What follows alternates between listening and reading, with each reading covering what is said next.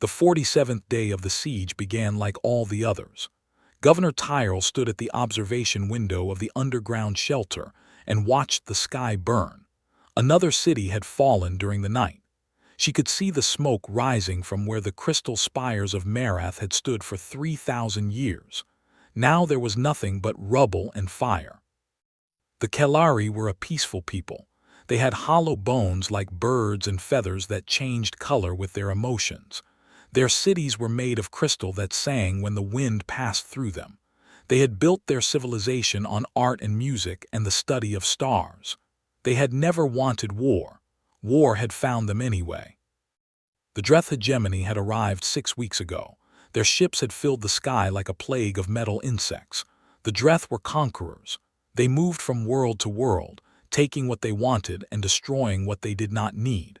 The Kelari had nothing the Dreth wanted except their planet. Varath Prime sat at the meeting point of 3 major trade routes. The Dreth wanted it as a military base. The Kelari who lived there were simply in the way. Tyrell's feathers had turned gray with grief. She had not slept in 4 days.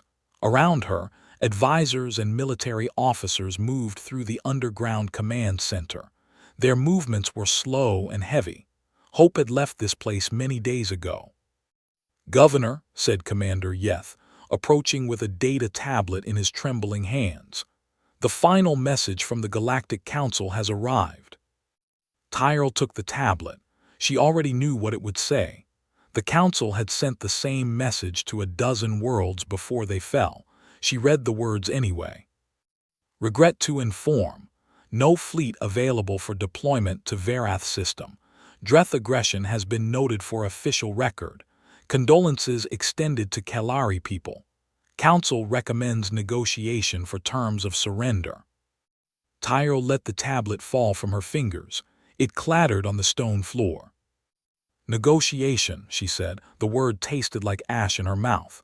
"The Dreth do not negotiate. They take, they kill, they move on." Commander Yeth's feathers had turned the pale blue of despair. "What do we tell the people?" Tyrell looked at the screens that covered the walls.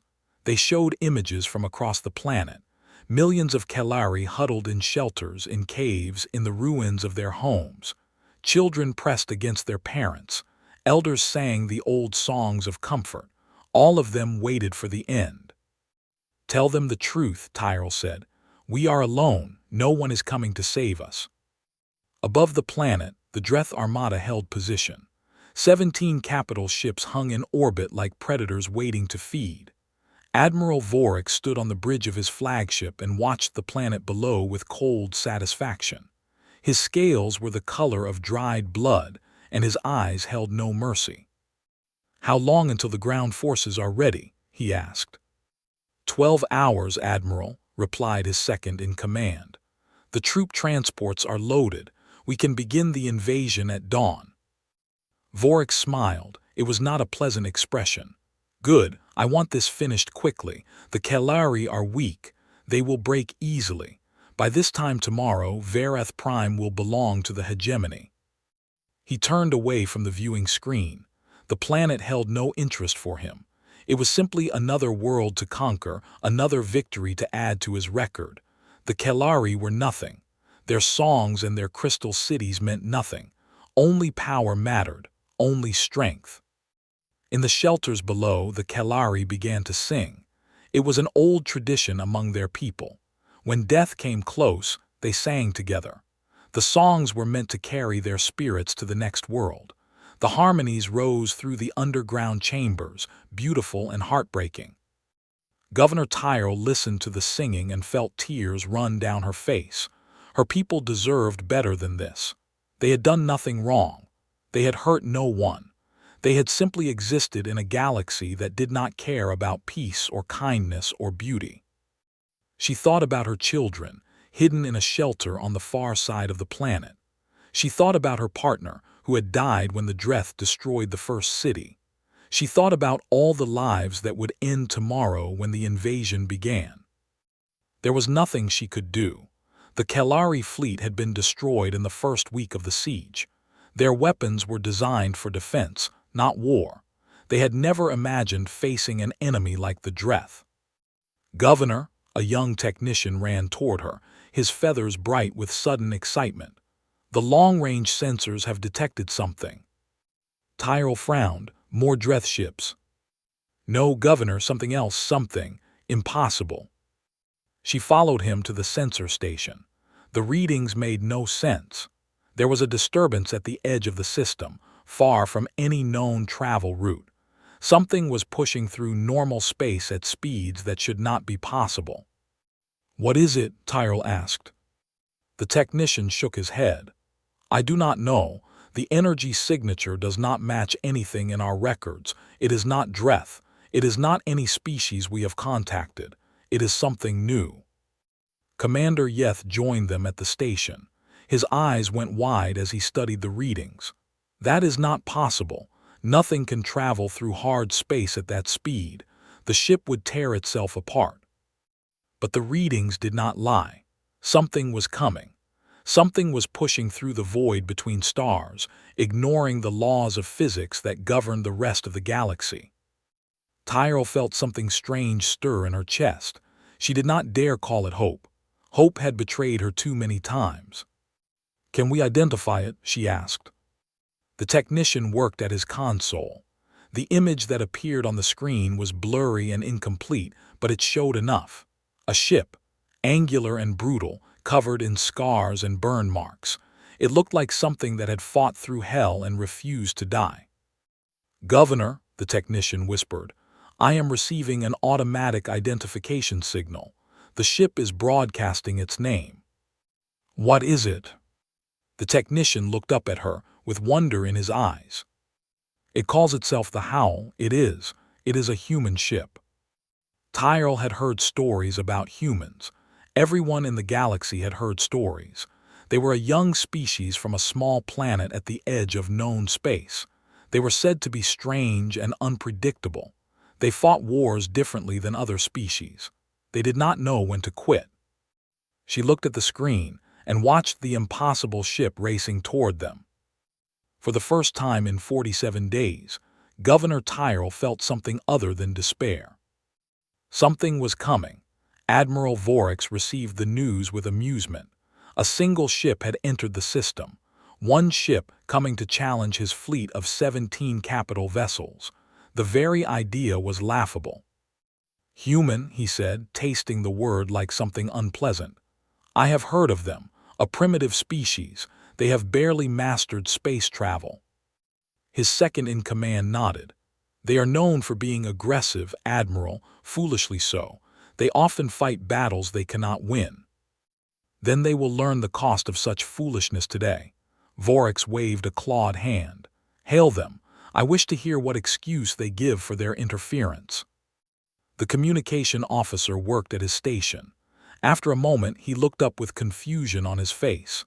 "Admiral, the human ship is not responding to our hails. They are accelerating." Vorax turned to the main viewing screen.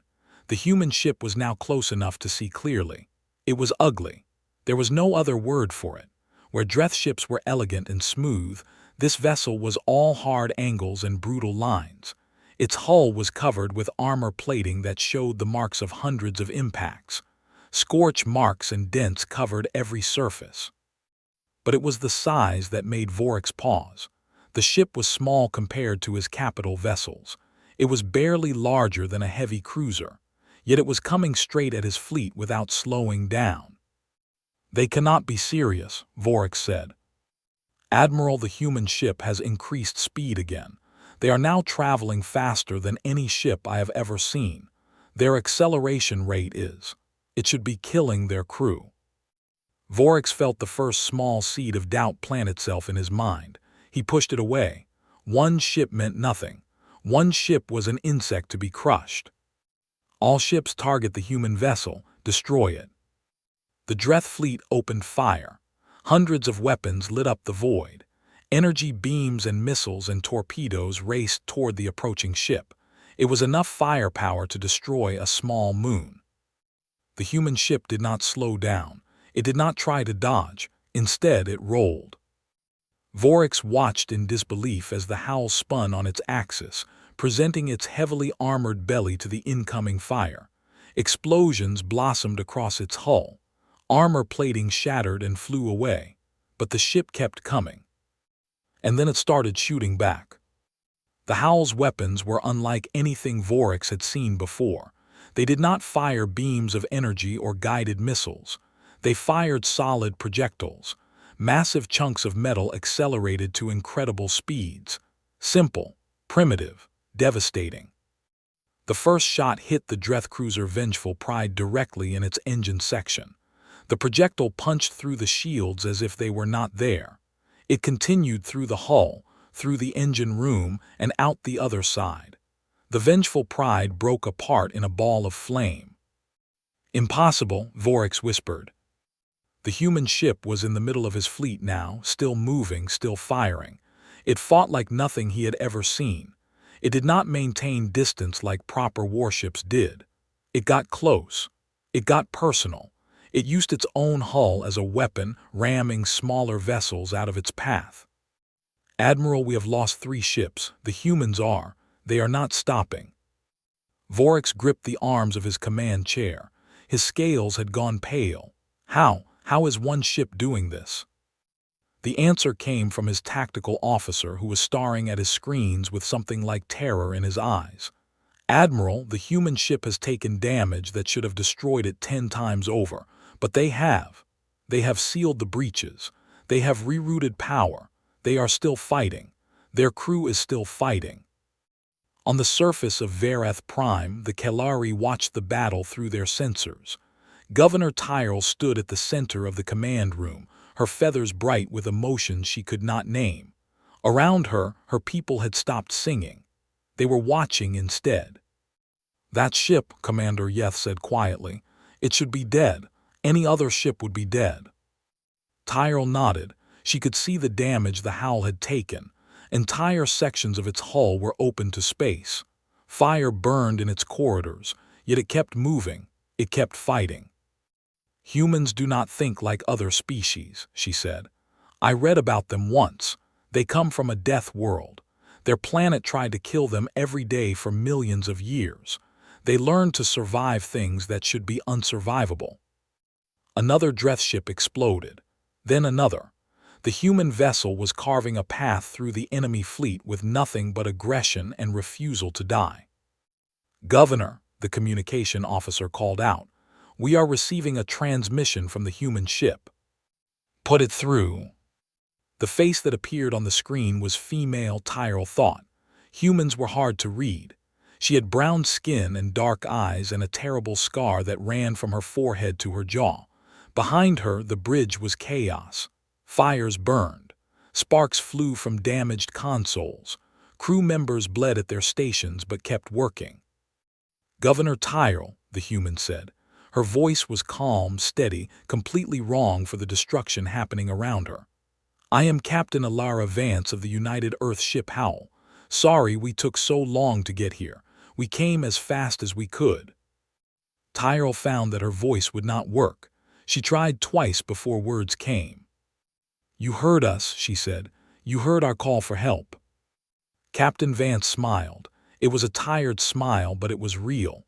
"We heard you 3 weeks ago. You were asking anyone, everyone for help. We were the closest ship.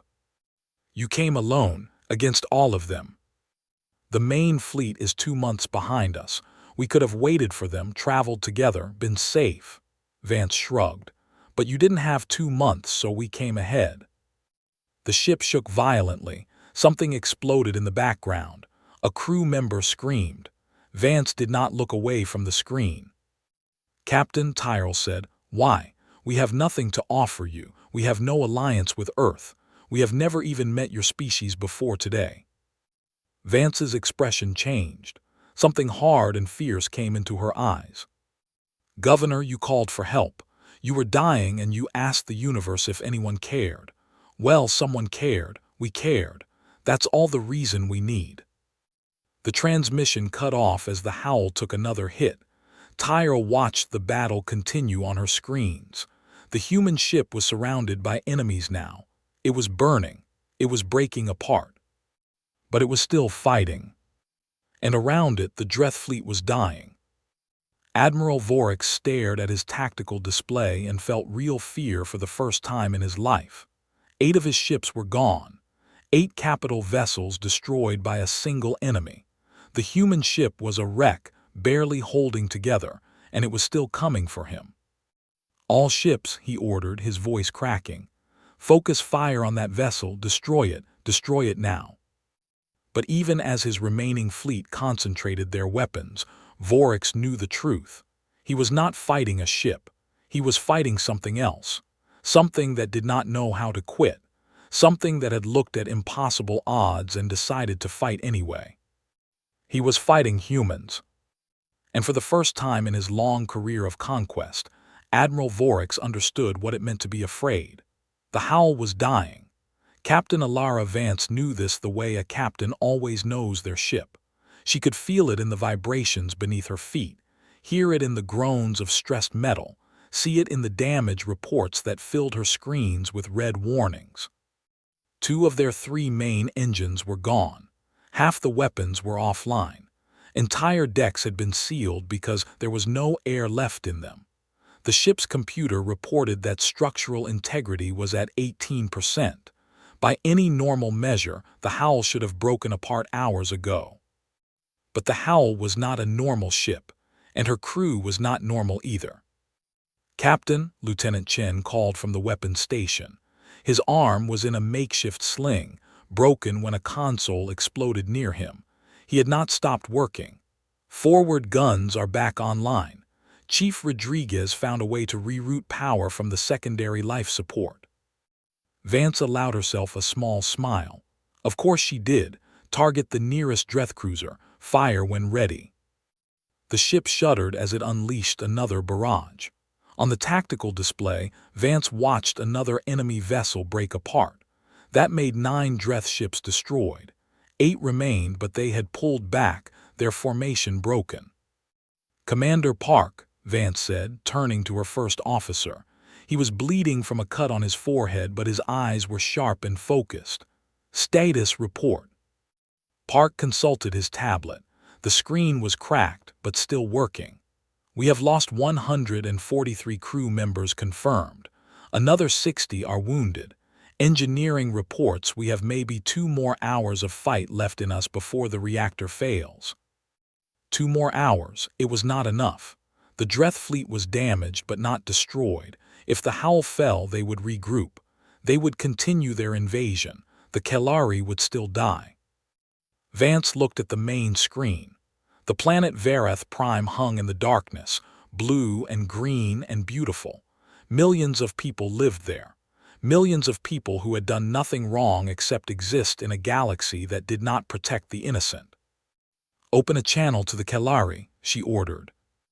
Governor Tyrell's face appeared on the screen. Her feathers had changed color since their last conversation. They were now bright with something that might have been hope.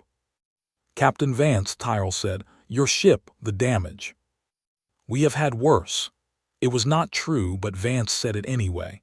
"Governor, I need you to understand something. We hurt them badly, but we did not finish them. There are still 8 Dreth warships out there. They are regrouping." Tyrell's feathers dimmed. Then it was all for nothing. "No," Vance leaned forward in her chair. "It was not for nothing. We bought you time. The Dreth are scared now. They have never faced anything like us. They will be careful. They will wait." "Wait for what?" "For us to die." Vance said it simply, without self-pity. "They know we cannot last much longer. They will wait until the Howl falls, and then they will continue their invasion." Tyrell was silent for a long moment. When she spoke, her voice was heavy with grief. "Then we are simply delaying the end." "Maybe," Vance smiled, and there was something fierce in it. "But maybe not. Governor, I have served in the Earth Fleet for 22 years. I have fought in battles across 3 sectors. And I have learned one thing about humans that the rest of the galaxy does not understand." "What is that?" "We do not know when to quit. We do not know when something is impossible. We look at hopeless situations and we find a way. Not always, not every time, but enough times to matter." On the bridge of the Howl, the crew listened to their captain. They were exhausted. They were wounded. Many of them knew they would not survive this battle, but none of them looked away. None of them showed fear. "Captain," said Lieutenant Chen quietly, "the Dreth flagship is moving." Vance turned to the tactical display. Admiral Vorix's ship was pushing forward, leading the remaining fleet toward the Howl. They had made their decision. They would finish this now, whatever it cost them. "They want to end us while they still can," Commander Park observed. "Then we will make them pay for every meter." Vance stood from her chair. Her body ached in a dozen places. Her uniform was torn and stained with blood that was mostly not her own, but her voice was strong. "All hands, this is the captain. The enemy is approaching. They think they are coming to watch us die. They are wrong." She looked around her bridge at the faces of her crew. Some were scared. Some were determined. All of them were still fighting. "We are the Howl," Vance continued. "We came here because someone needed help. We came here because it was the right thing to do. The Dreth think that makes us weak. They think compassion is a flaw. They are about to learn different." On Verath Prime, the Kalari listened to the transmission. They had never heard anyone speak like this before. In their culture, accepting death with grace was considered the highest virtue. The idea of fighting against impossible odds, of raging against the end, was alien to them. But as they listened to Captain Vance, something changed. The songs that had filled the shelters fell silent. The Kalari looked at each other with new expressions on their faces. Governor Tyrell felt tears running down her face. "Captain, why do you fight so hard?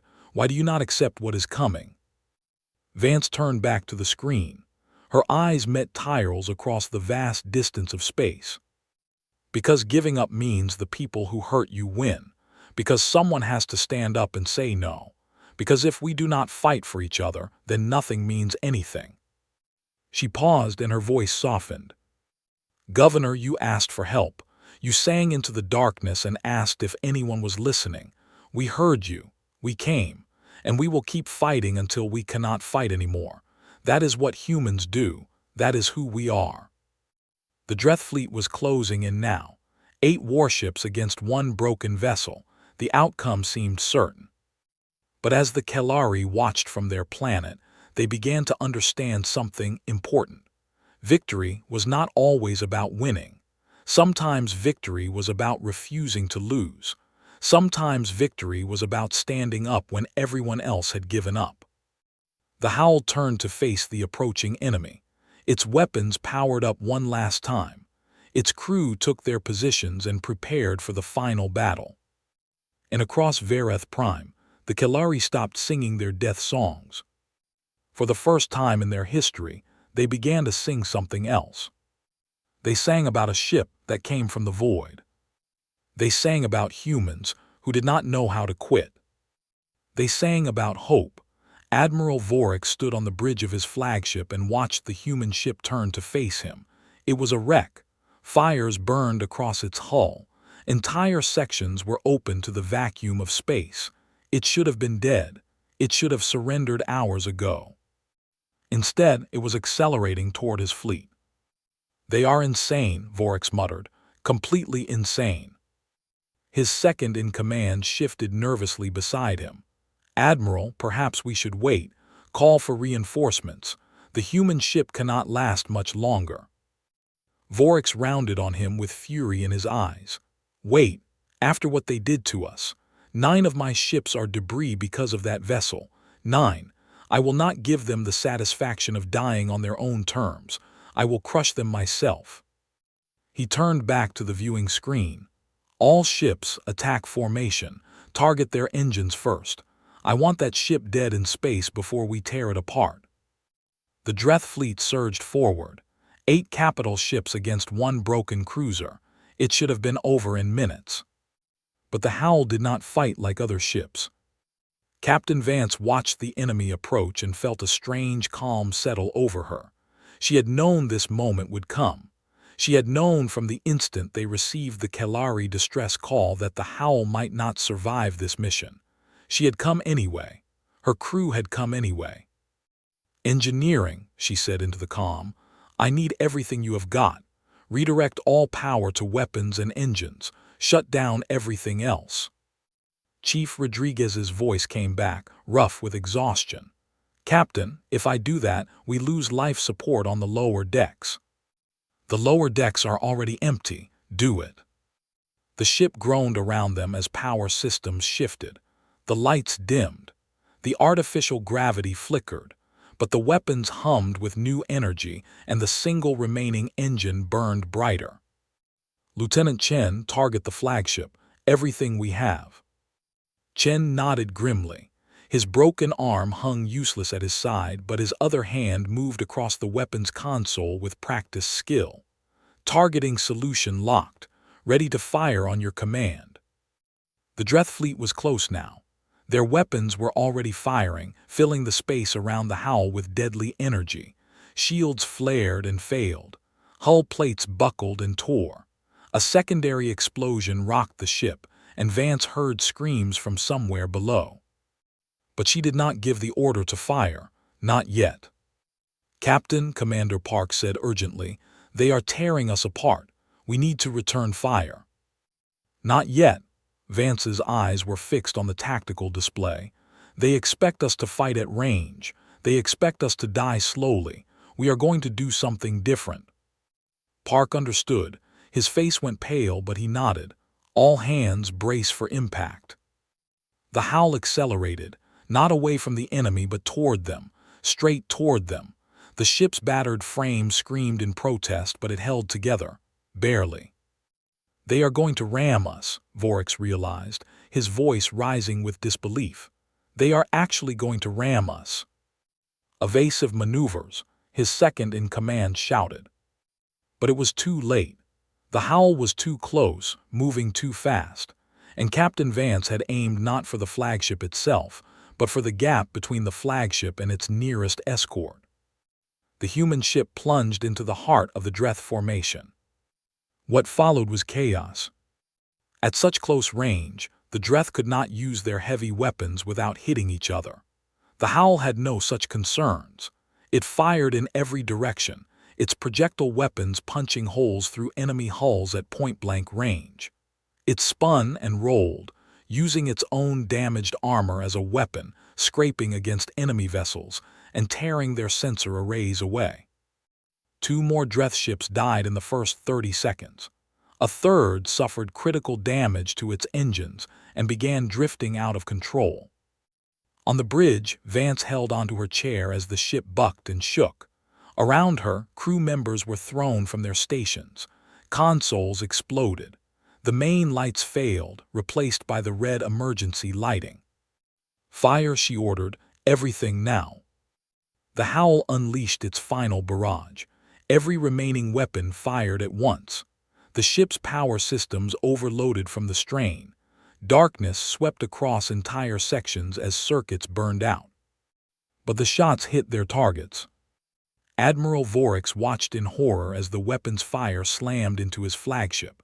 The shields held for a moment, then collapsed. The hull was breached in a dozen places. Fire alarms screamed throughout the ship. "We are losing containment in the reactor section," someone shouted. "Admiral, we need to evacuate."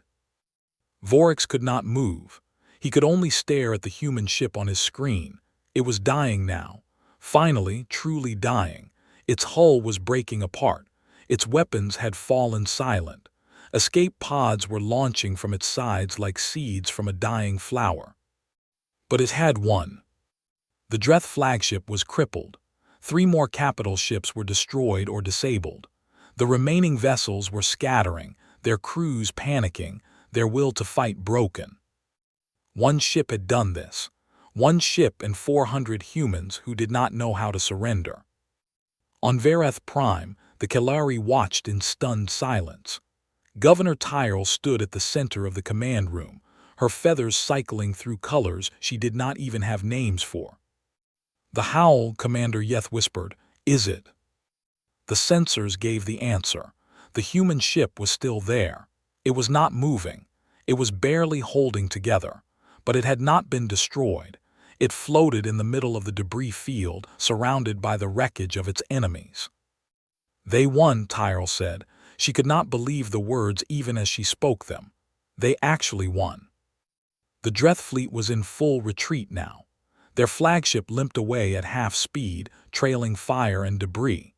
The other surviving ships followed, their formations broken, their crews demoralized. One ship. One impossible, stubborn, beautiful ship. Tyrell opened a communication channel. Captain Vance, please respond." Static filled the channel. Then slowly a voice emerged. It was weak and rough, but it was unmistakably human. "Governor Tyrell," Captain Vance coughed, and there was pain in the sound. "Sorry about the mess. We got a little carried away." Tyrell laughed. It surprised her. She had not laughed in 47 days. "Captain, your ship." "The Howl has seen worse." Another cough. "Okay, maybe not worse, but we are still here. We are still breathing. Well, most of us are." "How many?" There was a pause. When Vance spoke again, her voice was heavy. "We started with 400 crew. I do not have final numbers yet, but maybe half, maybe less." Half? 200 humans had died to save a planet full of strangers. 200 people who had flown across the galaxy to answer a call for help from a species they had never met. "Captain," Tyrell said, and her voice broke. "What you did, what your people did, we can never repay this." "You do not have to repay it." Vance sounded tired now, so tired. "That is not why we came. We came because you needed help. We came because it was right. That is all. That is enough." The channel dissolved into static. Somewhere in the darkness of space, the Howl drifted among the remains of the fleet it had destroyed. Its lights flickered weakly. Its hull groaned with stress. But it was still there. And the Kelari of Vareth Prime were still alive. The rescue ships launched within an hour of the battle's end. Every vessel the Kelari had was sent into orbit. Cargo ships and passenger transports and even small personal craft all raced toward the drifting wreck of the Howl. They carried doctors and engineers and supplies. They carried hope. Governor Tyrell was on the first ship to reach the human vessel. She had to see it for herself. She had to understand. The Howl was worse than the sensors had shown. Up close, it looked like something that had been chewed up and spit out by a giant beast. Entire sections of the hull were simply gone. Others were twisted and melted by weapons fire. The ship's name, painted on the bow, was barely visible through the scorch marks. But inside, the humans were still working. Tyrell followed a Kelari rescue team through an emergency airlock. The interior of the ship was dark and cold. Emergency lights cast red shadows on walls covered with damage and debris. The air smelled of smoke and something else, something metallic that Tyrell realized was blood. They found the first survivors in the main corridor. Human crew members sat against the walls, too exhausted to move. Some were wounded, wrapped in makeshift bandages. Others were simply staring at nothing, their minds still processing what they had lived through. A human woman approached Tyrell. She was covered in soot and her uniform was torn, but she moved with purpose. "Governor Tyrell, I am Chief Rodriguez, ship's engineer. Captain Vance asked me to bring you to her. She is alive. She is too stubborn to die." Rodriguez smiled, but there was grief behind it. "Follow me." They walked through the broken ship. Tyrell saw humans working even now, sealing damaged sections, tending to wounded friends, clearing debris from blocked corridors. They were exhausted. They were hurt, but they had not stopped. "Why do you keep working?" Tyrell asked. "The battle is over, you could rest." Rodriguez glanced at her. "The ship is still in danger, Governor. Reactor is unstable. Life support is failing on 3 decks. We rest when everyone is safe, not before." They reached the medical bay. It was crowded with wounded humans and Kelari doctors who were doing their best to help with alien bodies they did not understand. In the far corner, on a bed surrounded by equipment, lay Captain Vance. She looked smaller than she had on the view screen. Her skin was pale and bandages covered much of her body. Tubes and wires connected her to machines that beeped steadily, but her eyes were open, and they found Tyrell as soon as she entered. "Governor," Vance said. Her voice was weak but clear. "Thank you for coming." Tyrell approached the bed slowly. She did not know what to say. What words could possibly be enough? "Captain Vance, on behalf of all the Kelari people, She stopped, started again. "We do not have words for what you did. In our language, there is no concept for strangers who sacrifice everything for people they have never met." Vance smiled slightly. "Then maybe you need a new word. How many of your crew survived?" The smile faded. 212. We lost 188. 188. Tyrell thought of the families who would receive messages about their loved ones. The parents who would learn their children were never coming home. The friends who would have to carry on without the people they cared about. "They knew," Vance said, as if reading her thoughts. "They all knew what we were flying into. Every person on this ship volunteered for this mission. Every single one." "But why?" I keep asking and I keep not understanding. "You had nothing to gain. You did not know us. We could not help you." Vance was quiet for a long moment. When she spoke, her voice was thoughtful. "Governor, humans have a complicated history. We have done terrible things to each other. Wars, cruelty, destruction. For a long time we thought that was just who we were, violent creatures who could not escape our own worst nature." She paused, gathering strength. "But we have also done beautiful things. We have crossed oceans to help strangers. We have run into burning buildings to save people we never met. We have given our lives for causes that would never benefit us personally. That is also who we are." "But how do you choose? How do you decide which nature to follow?" "We choose every day, every moment. And when we heard your call for help, we made a choice. We chose to be the humans who answer when someone calls. We chose to be the humans who show up." A Kelari doctor approached with a medical device. Vance needed rest. The conversation was draining her. But before Tyrell left, she leaned close and spoke softly. "Captain, 2 months from now, when your fleet arrives, what will you do?" Vance's eyes hardened with determination. "We will make sure the Dreth never come back to this system, and we will send a message to the rest of the galaxy." "What message?" "That the Kelari are under human protection. That anyone who threatens them will answer to us. Not because of treaties or trade agreements or political alliances, but because they are our friends, because we stood together, because that matters." 2 months later, the human fleet arrived. 40 warships emerged from the void, each one bristling with weapons. They found the Howl still in orbit, repaired by Kelari engineers who had learned more about human technology in weeks than their scientists had discovered in years. Captain Vance, recovered and returned to command, stood on her bridge and watched the fleet take position around Vareth Prime. Beside her, Commander Park smiled for the first time since the battle. "Admiral Chen is hailing us, Captain."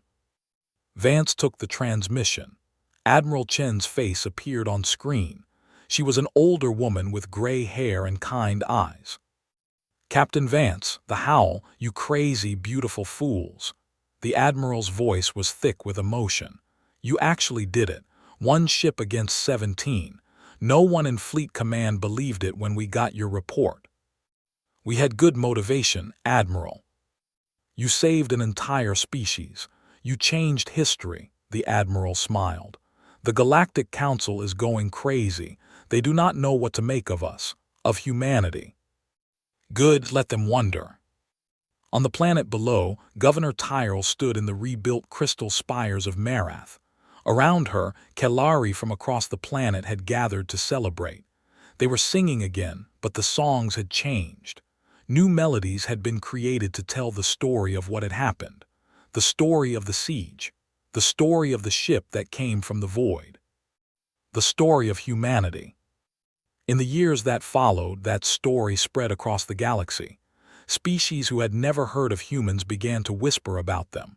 They were strange, these humans, unpredictable, dangerous when provoked, but also something else, something that did not fit neatly into the categories the galaxy used to understand itself.